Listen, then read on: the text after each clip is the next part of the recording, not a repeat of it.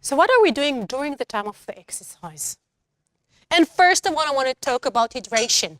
I want to talk about fluids because that's one of the problems, because so many people do not feel thirsty during the time of the exercise. But at the same time, we have to understand that you're supposed to drink even if you don't feel thirsty because you are sweating. Back then in the days, I think it was 5 years ago, I was telling people, look at the shirt. If you're sweating, you would know it. Now everything is so dry fit. You won't be able to notice if you're sweating or not. So you need to make sure that you drink even if you don't feel that you are sweating. Because we know nowadays that dehydration in sport could cause weakness, fatigue, rapid heart rate. The one that always check their heart rate, oh, that's really intense. I don't feel it intense. Maybe you are not drinking enough. And the risk for injuries is rising so high if you're not drinking enough. And we know that the ability, especially in endurance exercise, the ability would go down in 10 to 30% if you're not drinking enough. So just remember to drink. And of course, not too much at once, because then you're going to feel that everything is moving inside. You need to find the way how to drink during the time of the exercise. And of course, it depends on the kind of the exercise. There are a few things that you cannot drink in the middle and some that you could. So just try to plan. And how much you're supposed to drink. So we're talking about half a liter, 16 ounces for every hour of exercise. But if you know that you are sweating more, or you're doing the exercise in a hot climate, then you can go up to 1 liter, 32 ounces per hour. And I know, according to people that I used to work with, that some people are sweating like 2 liters an hour. So you need to know your body. And if you need more, please drink more. Make sure you have enough water with you. So we want also to talk about food and sport drinks during the time of the exercise. When should we use them? Should we? So first of all, if the exercise is an hour and a half, that's the time to start thinking about food, gel, sport drinks. If it's less than an hour and a half, if you ate correctly before the exercise, you're not supposed to chew anything during the time of the exercise. It's not a picnic, it's an exercise. So if it's intense exercise, like a really, really, really intense boot camp or something that you feel you need energy, go for it. If you're doing endurance or it's in a hot environment, yes, definitely think about maybe having something to help you. But if you're doing a short exercise, don't bother. If you're, for example, doing a moderate exercise, or especially if you're trying to lose weight, and you're doing an exercise in order to burn fat, and you're not doing an exercise over an hour and a half, don't waste the calories. I used to work with young triathlons, and it was amazing. I mean, their competition, their race was like 30 minutes, but they saw all the big guys are chewing and drinking, and so they want to do the same. And one of them was like wasting like 2 minutes trying to open the gel in the middle of the race. Don't waste time on food. That's not worth it. So, which kind of food can we incorporate during the time of the exercise? And as I said before, sometimes the healthy kind of food is not right for you during the time of the exercise. We want our body to digest the food fast. I don't know if you notice, but when you are exercising, your stomach doesn't work the same.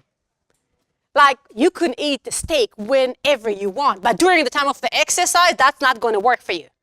Because the blood flow is not going to the stomach. Everything is going to the muscles.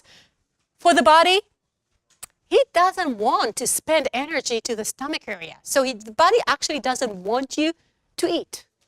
That's why you need to think about what would work for you, and that's not fibers, as I said before. Because we are focusing on simple carbs. Again, the ones that are considered to be not healthy, but very good during the time of the exercise. No fiber, and we want them to be absorbed fast. We want to feel the energy. If I'm feeling now an energy drop and I need to continue to run 10 more miles, I want the energy now, not in 30 minutes. I want it now. So what can we have during the time of the exercise? And of course, it's depend on the type of the exercise. Because if, for example, you're riding and you're cycling and you have a bag that you can just take anything that you want, that's one thing. But if you're running, you need to think about what you're going to carry with you. Of course, if you're doing weightlifting or something in the gym, you can have your picnic area on the side. But you need to think about which kind of exercise I'm doing in order to find the right kind of food.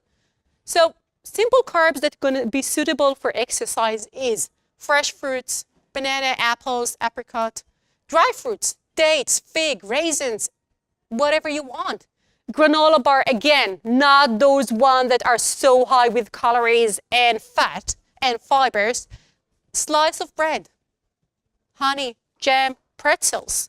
I don't know if you noticed, but in so many places in Europe, before a marathon, they have like bowls of pretzels.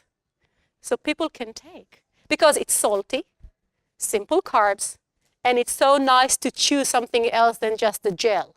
So definitely pretzels become nowadays the new sports food. So let's talk about sport drinks. What are we looking for in a sport drink? We're talking about something that's going to give us carbs, simple carbs, of course. They are designed to give us the right amount that's going to be absorbed the fastest in our body. And that's supposed to be between 6 to 8%. In a regular juice, it's going to be between 11 to 15. So it's not like a regular juice. So drinking a regular juice would not give you the same effect. It's also supposed to give you minerals, the one that you are losing while you're sweating during the time of the exercise. So it can be sodium, magnesium, calcium, phosphor, kalium. But I want to show you something.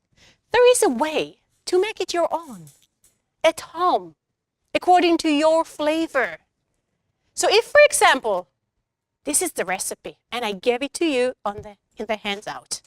So you can definitely try and use it at home. Take half a liter of a juice that you like. Take half a liter, 16 ounces of water. Mix them together to get 32 ounces or a liter. Add to it quarter teaspoon of salt.